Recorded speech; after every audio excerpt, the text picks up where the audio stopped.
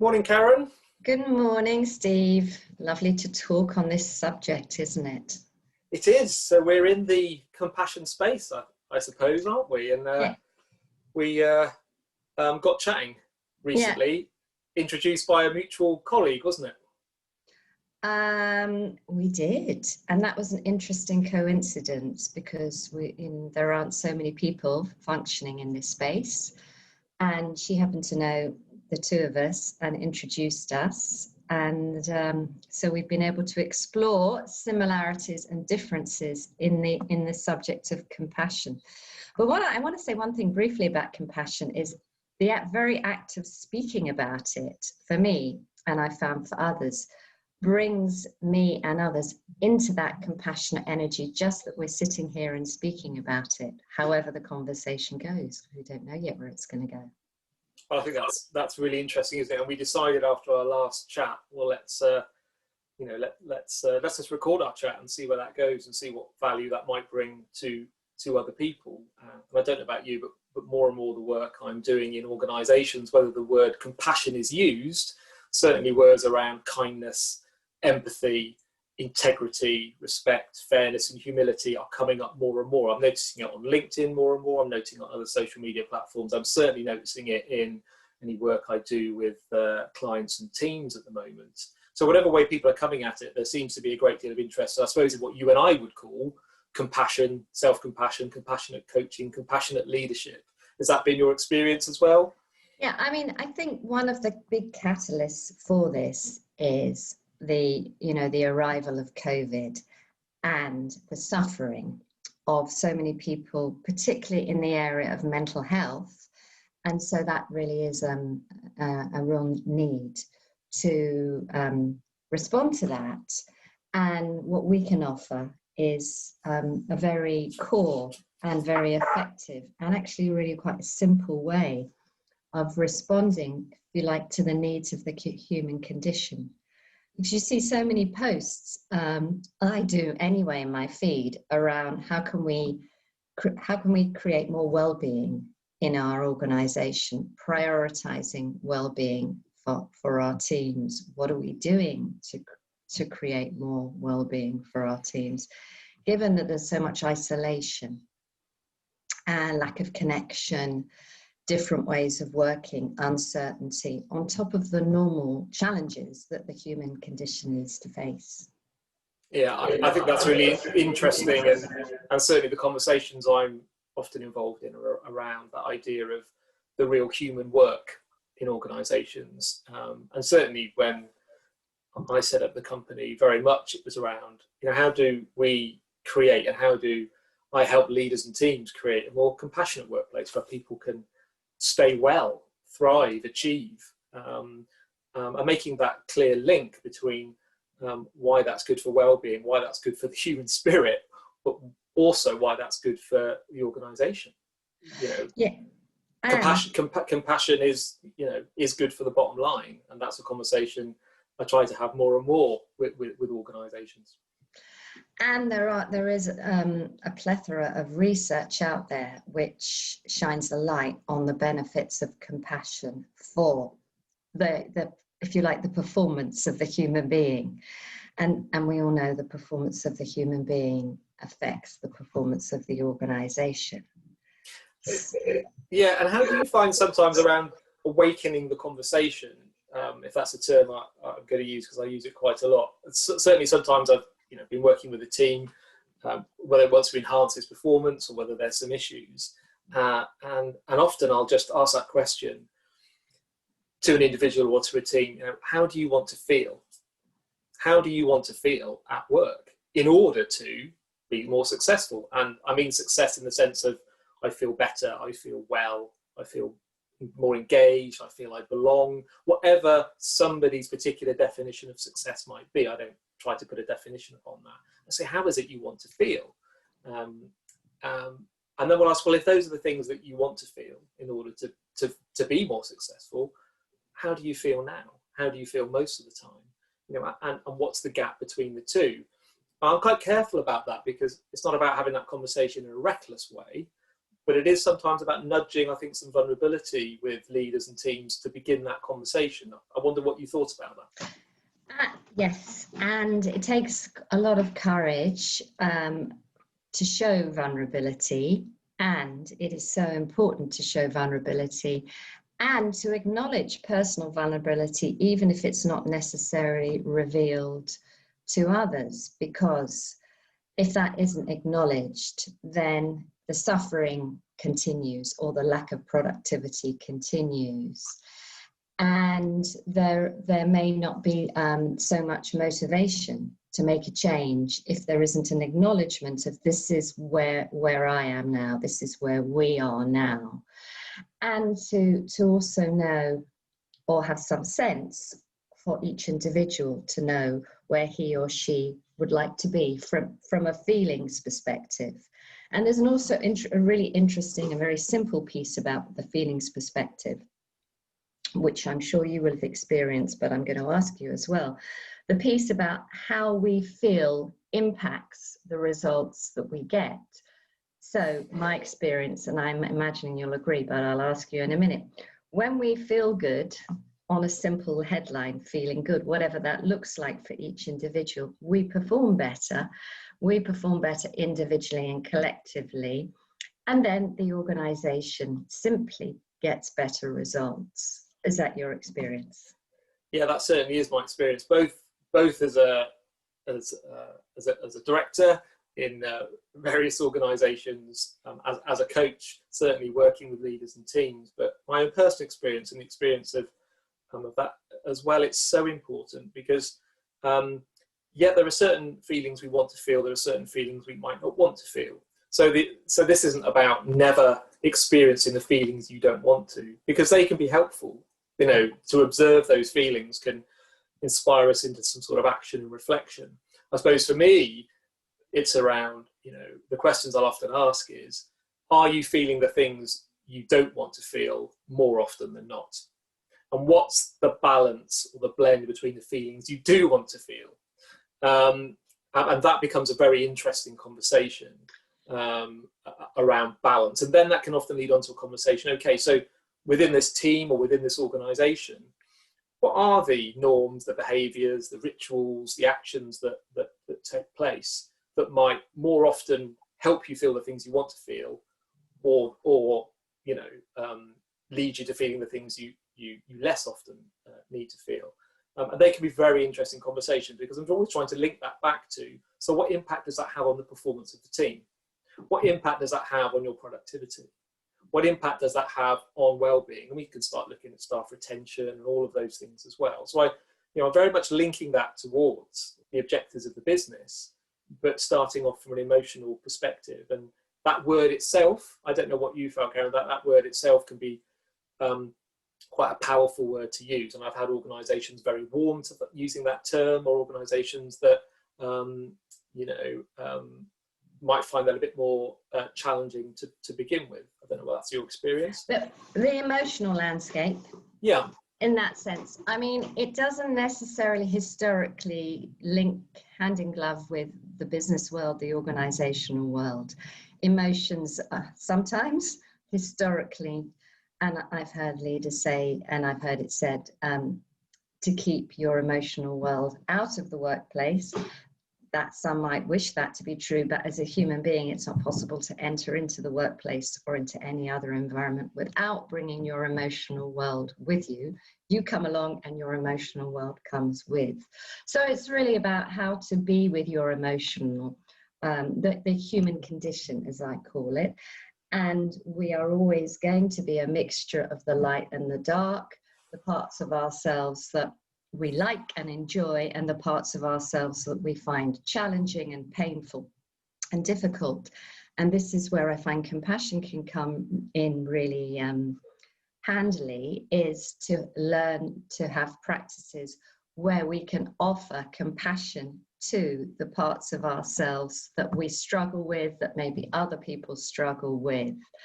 And we can make that a practice So it becomes part of our, if you like, our DNA. And I also like the piece of bringing the whole human condition into work. So we don't have to hide. There's none of this, I'm going to hide this part of myself because I carry shame about it and I don't want other people to know. And yet the similarity of the human condition is that we all have those difficult parts of ourselves, and typically the same difficult parts. We might have them in different proportions, but that is the human condition. I don't know what your take on that piece is. Yeah, well, I'm likely to agree, aren't I? Because Yes. we've become allies and friends in this area. Yeah, I absolutely agree. And I think if I use the word emotion or team environment, my respectful challenge back to an organisation might well be along the lines of, people don't leave their emotions at work, because we're feeling things all day long. Sometimes we're feeling things which are random. Sometimes we're feeling things which we don't quite understand, and they're all colliding and everything else, and they don't stop at work. And I think the work around emotional culture is, what type of emotional culture does this team or this organisation have? Is it one of suppression? Or, and that's often inadvertence. I'm not suggesting there's a malign intent around this, but it's, are organisations allowed to, are emotions allowed to be surfaced, or are they inherently suppressed? And that's something interesting to explore, because I think we all might put on a work mask to an extent. I'd be interested to see what you think about this. Because, we're going to work, we want to put a work mask on and what have you. But certainly the work I've done around coaching is sometimes when that mask is so fixed, is so deep, that to reveal the person underneath that feels almost unobtainable. And the reason I think that's important, that sometimes the mask is worn a bit lightly, is because there's a difference, I think, between fitting in and belonging.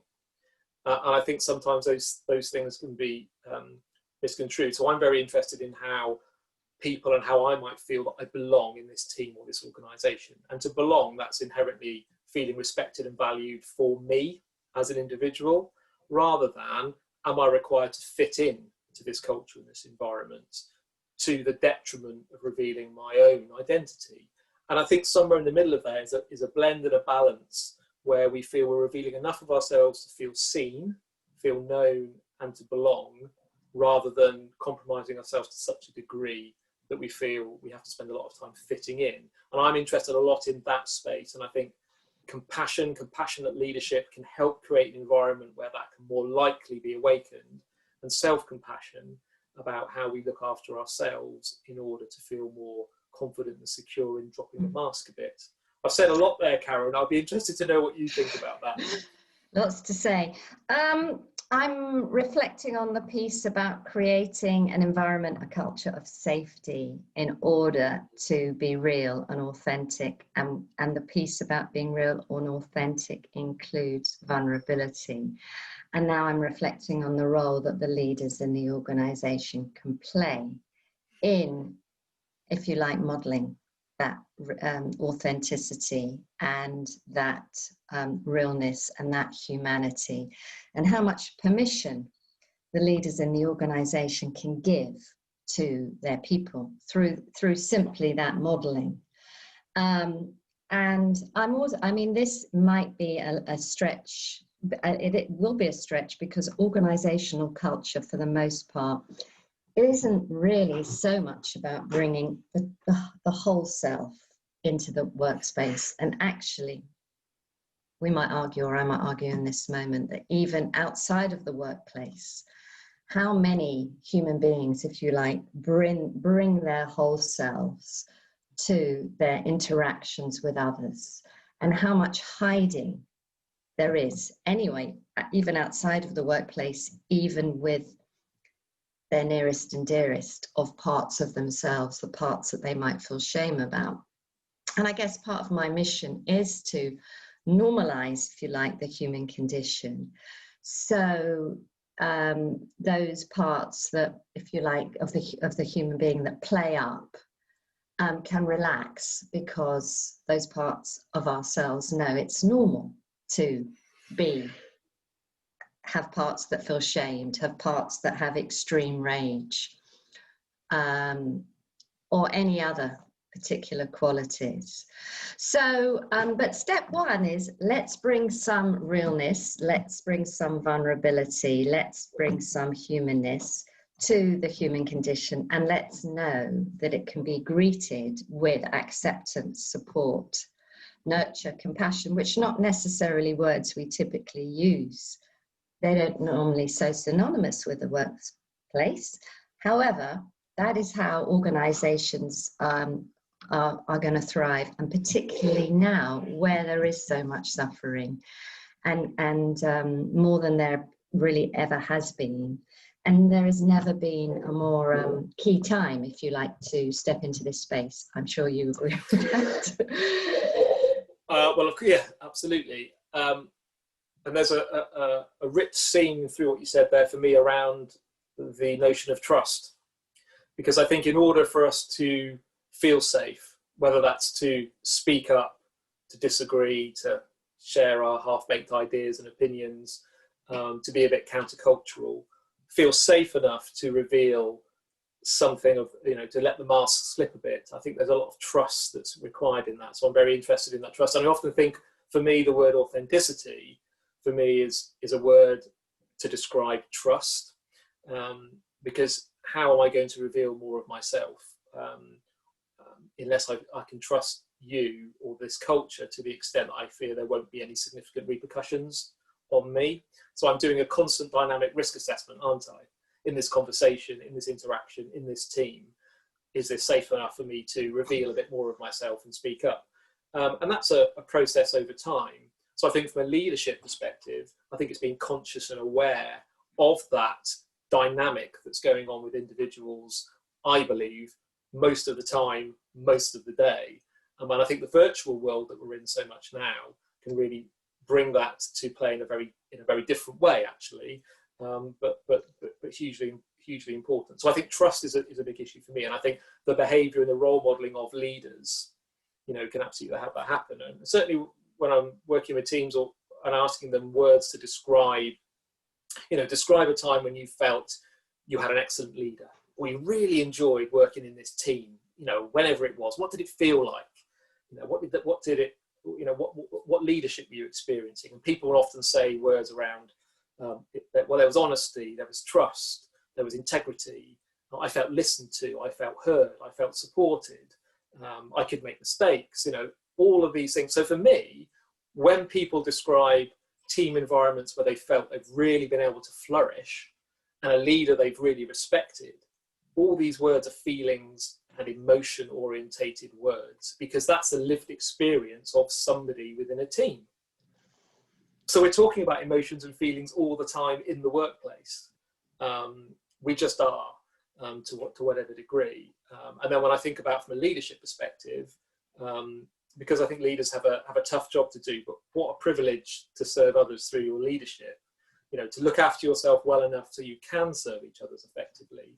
How your actions and your behaviour can really create that environment where these feelings are more likely to be awakened. And we absolutely know that impacts positively on people's well-being, engagement and performance. And I think that's the conversations and the work that I feel most inspired by and most passionate about.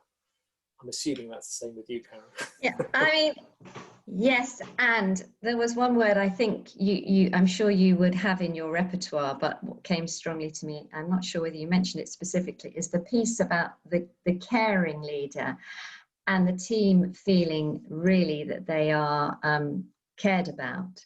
And actually, even the notion of a leader who's really practicing, let's say, compassionate leadership, can help not just in terms of the performance of their team, but also can even act unknowingly, therapeutically, in terms of supporting the emotional well-being in the way that a good therapist could function. So I'm completely convinced that additional benefit, which may be not spoken about so much, because ultimately I come back to a lot to the human suffering, often can come from the individual not having, if we go back to the history, the childhoods of not having experienced or received,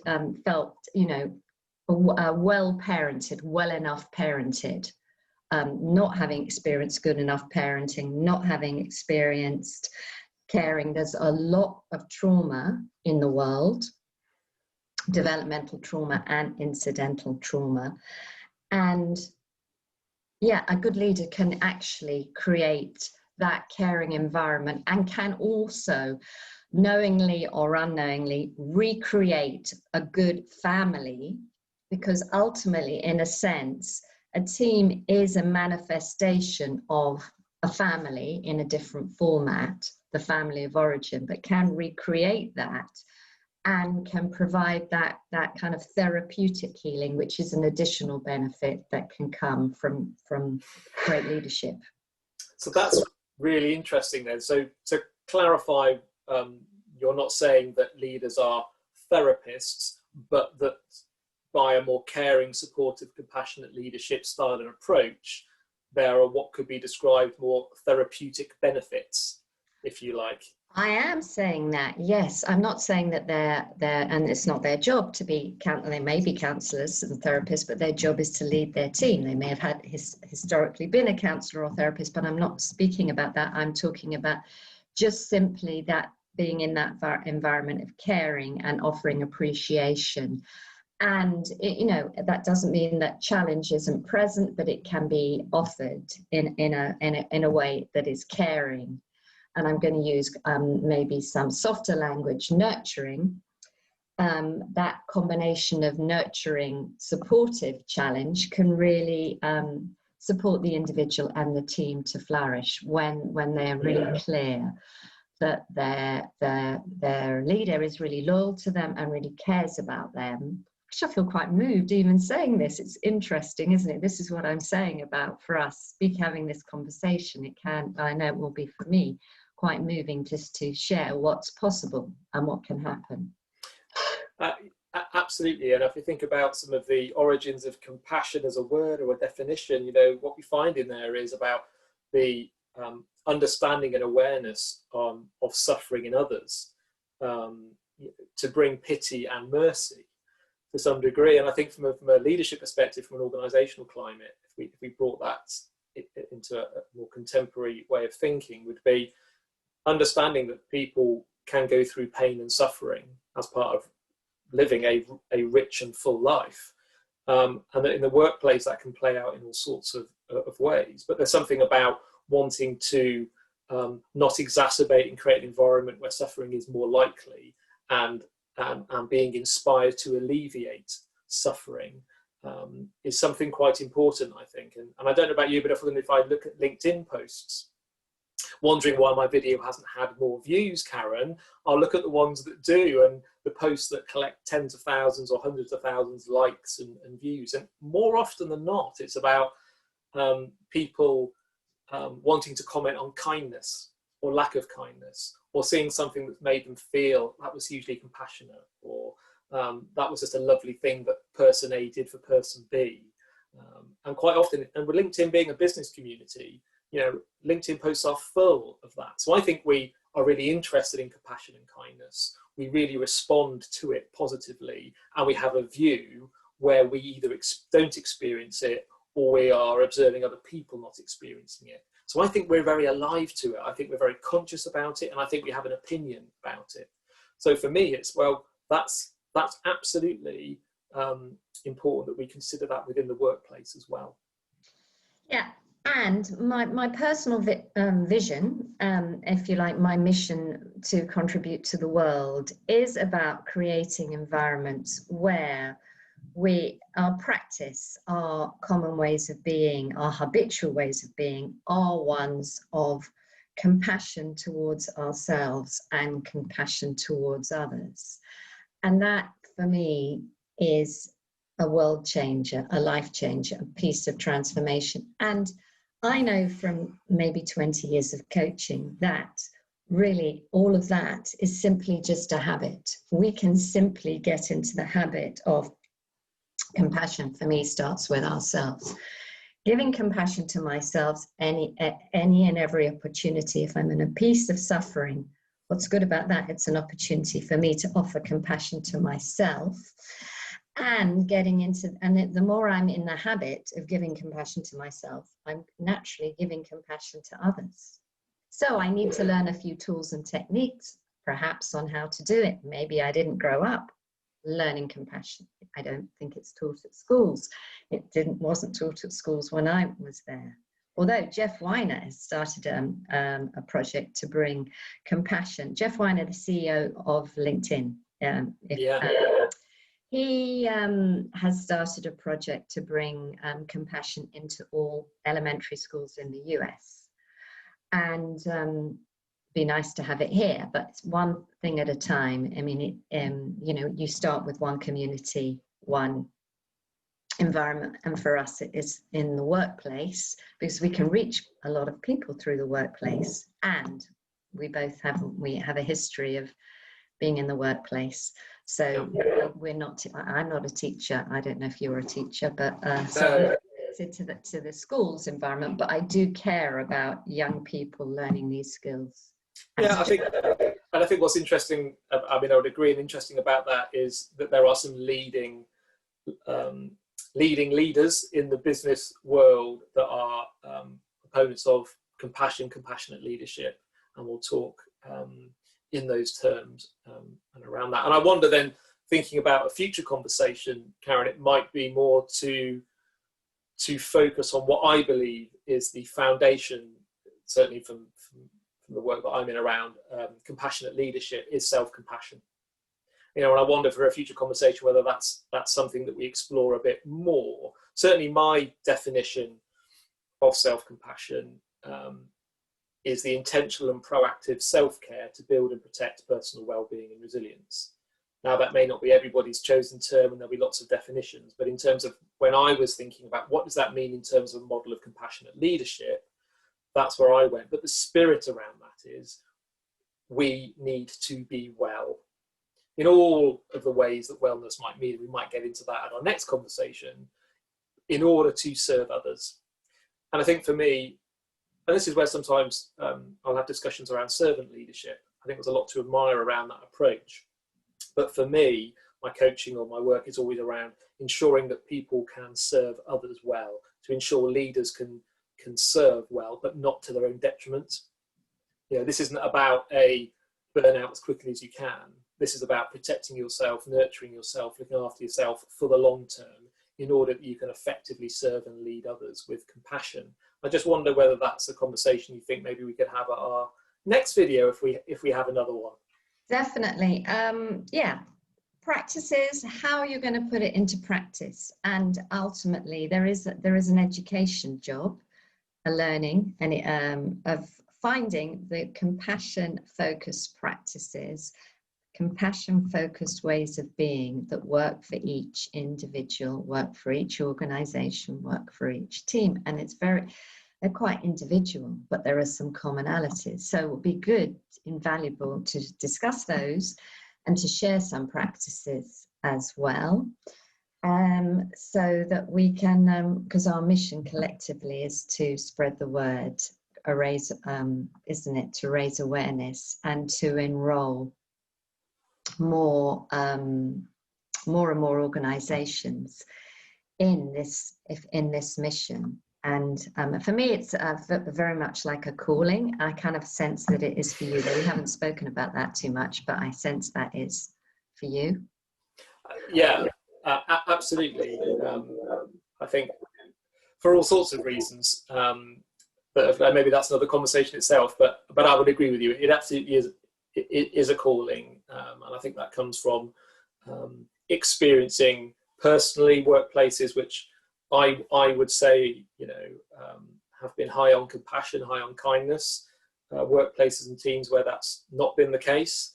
And working with a lot of teams when I've not been employed in an organisation that have been going through, you know, challenges or change or transition, or got difficulties in the team, or have wanted to really enhance their performance, we always keep coming back to, you know, the emotional dimension of what it is to be in the workplace. So I think that's an area of real interest.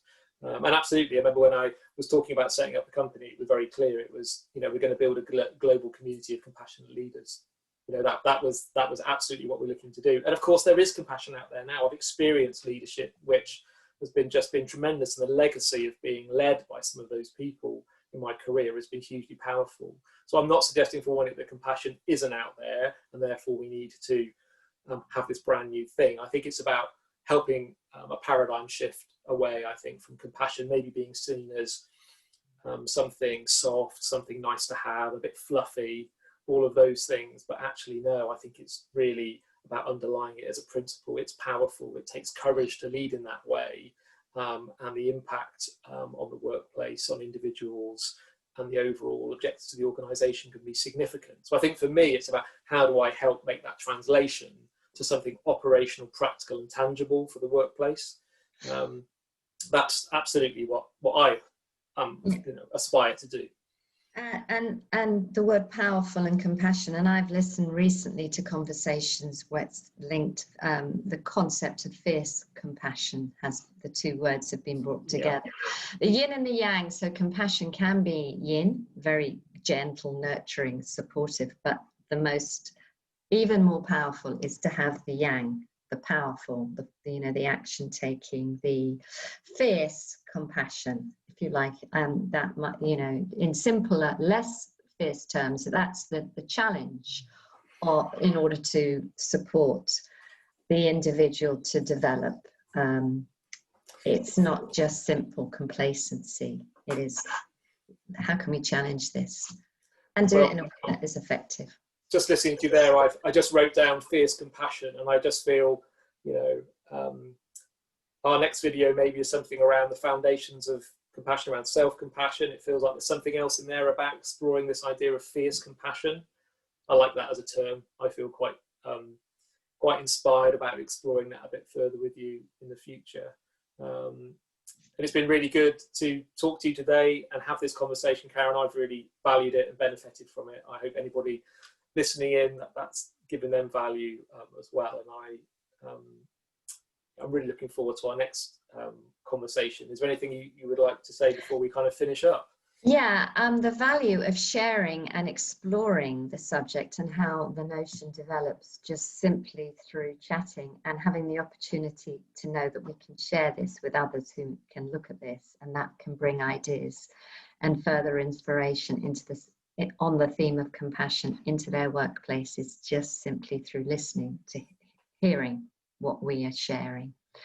So I'm inspired that we are sharing it collectively beyond just this conversation that you and I are having, and I'm looking forward to more conversations that we're going to have. Yeah, let's make that a regular thing. So have a great rest of the day, and go with love, go with kindness, go with compassion.